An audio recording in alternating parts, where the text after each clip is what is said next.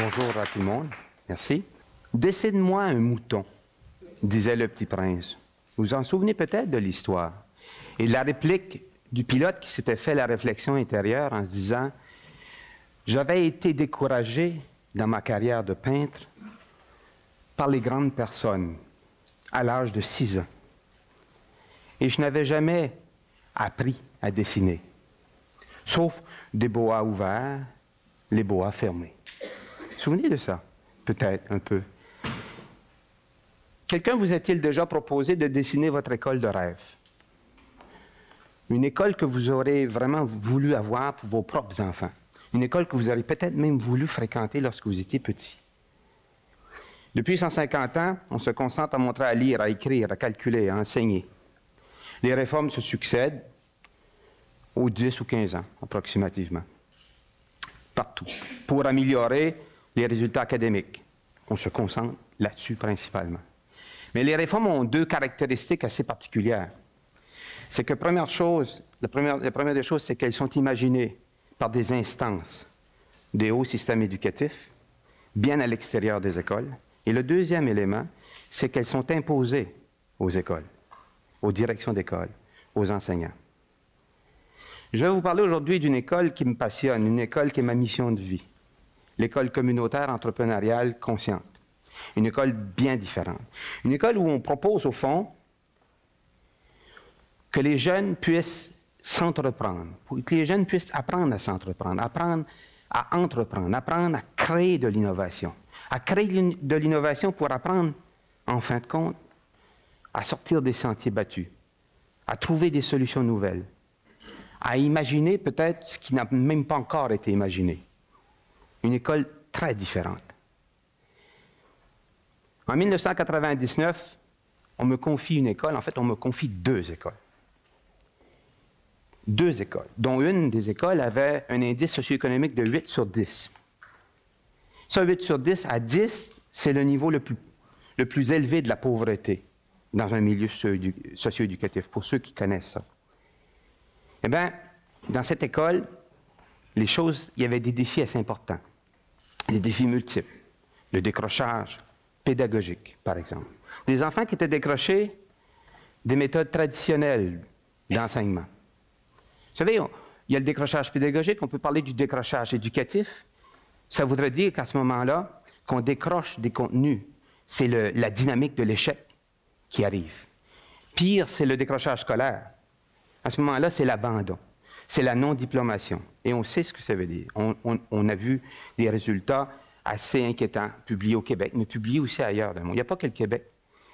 D'ailleurs, aujourd'hui, on est peut-être devant une crise mondiale de l'éducation.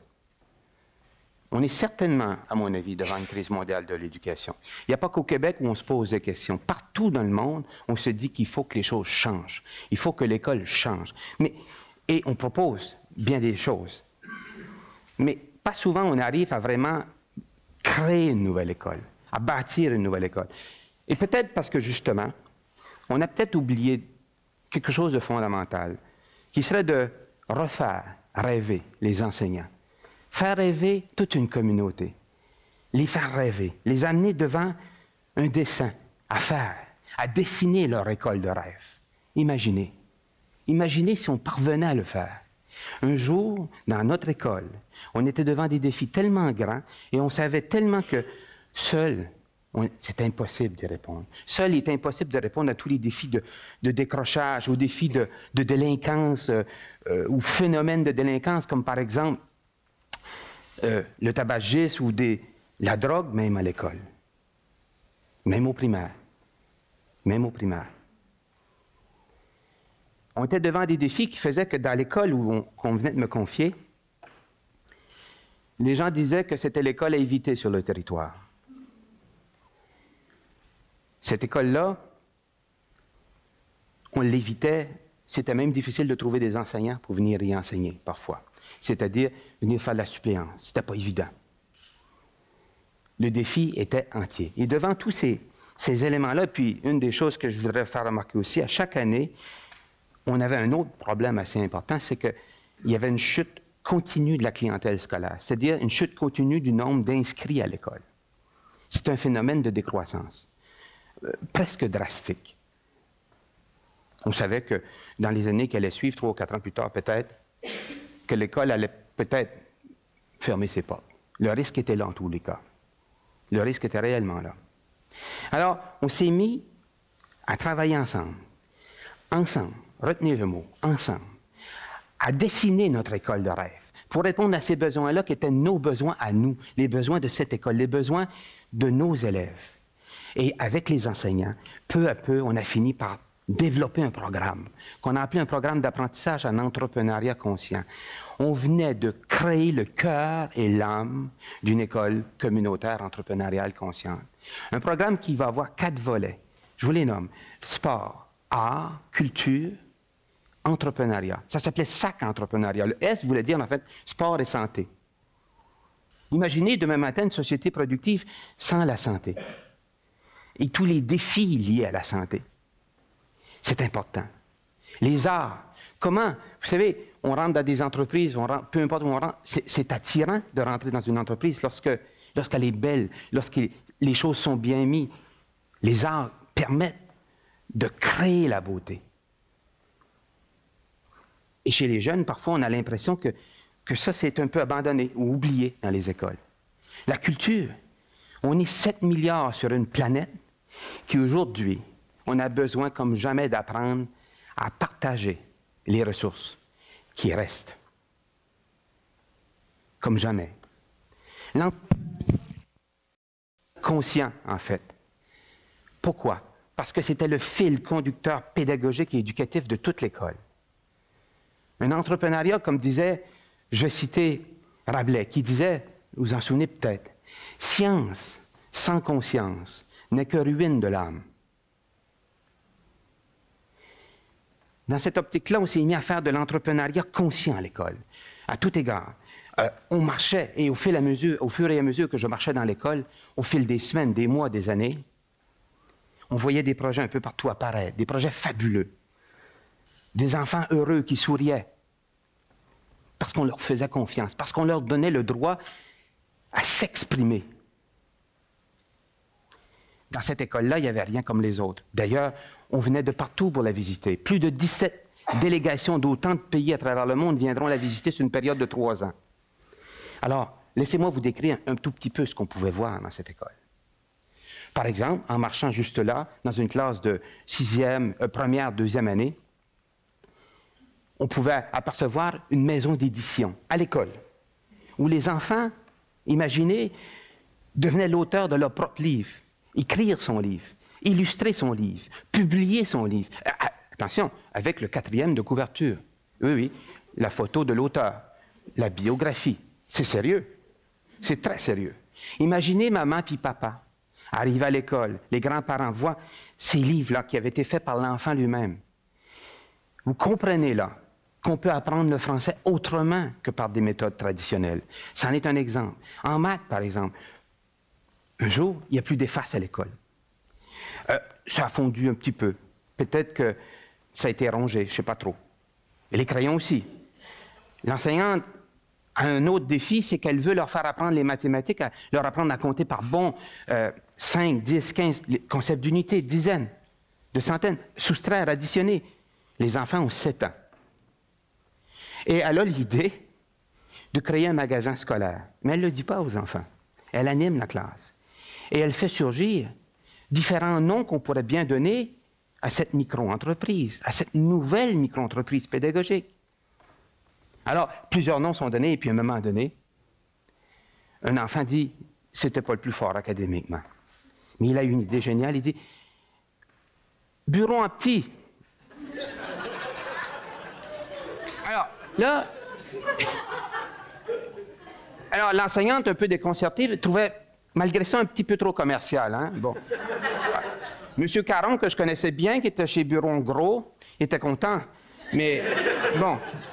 Mais vous voyez, elle a cette idée-là, il crée Bureau Petit. Elle va aller très loin dans des concepts mathématiques inimaginables.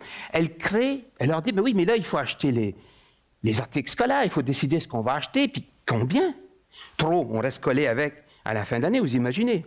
Alors, elle décide de leur faire une étude de marché à 7 ans.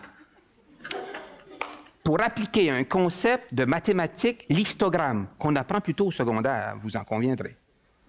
Et là, ils l'ont fait, chez des petits de 7 ans. Un peu plus loin dans l'école, un après-midi, les choses vont... Les enseignantes avaient donné le droit des jeunes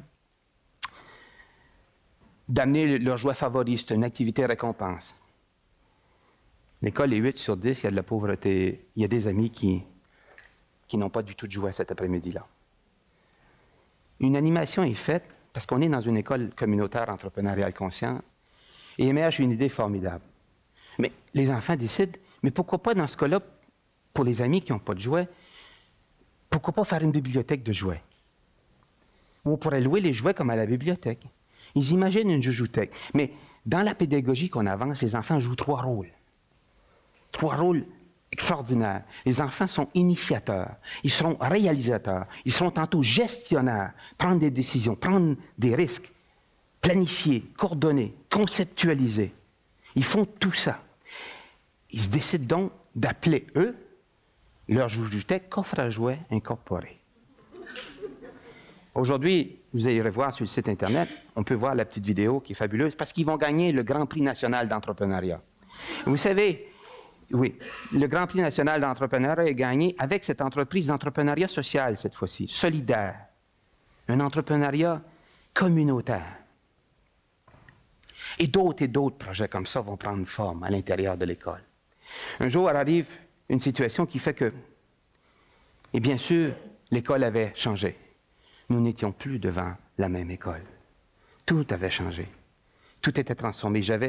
Et on cherchait désespérément depuis 1 an, 1 an et demi, un nouveau nom pour l'école, un nom qui la représenterait.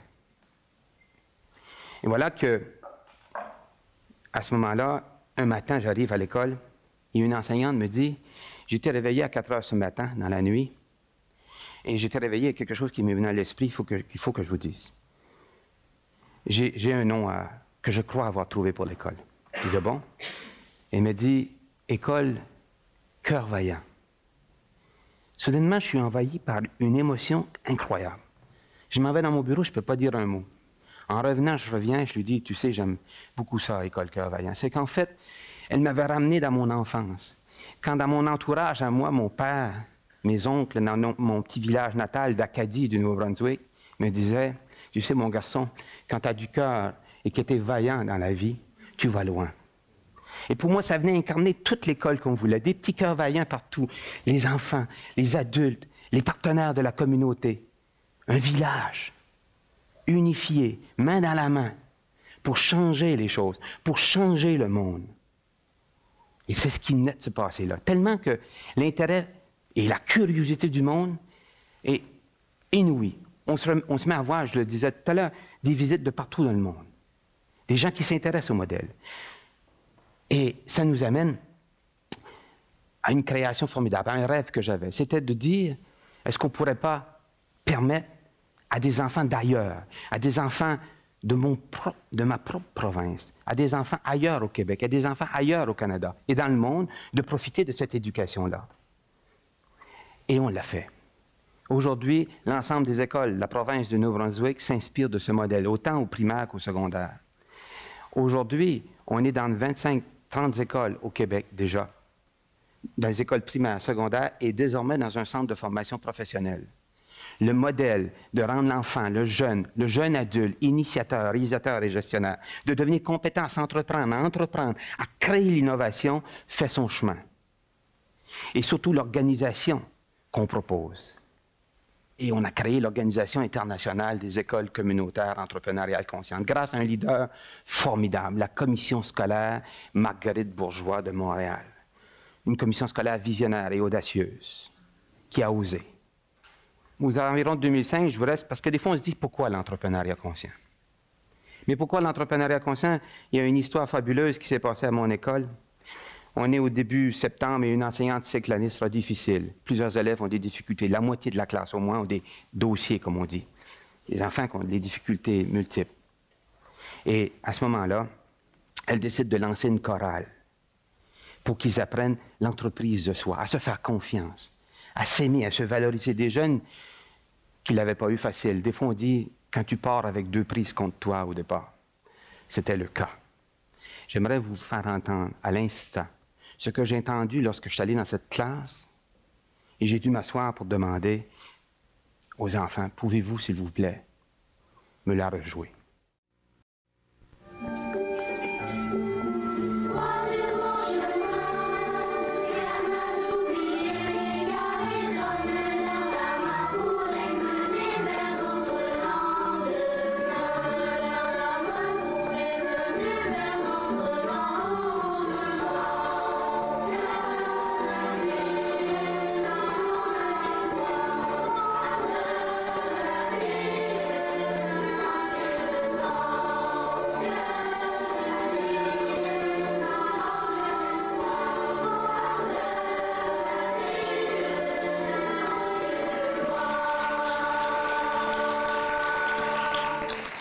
Cette chorale a fait vibrer l'école. Elle s'est mise à chanter dans la communauté, en ville, à Québec.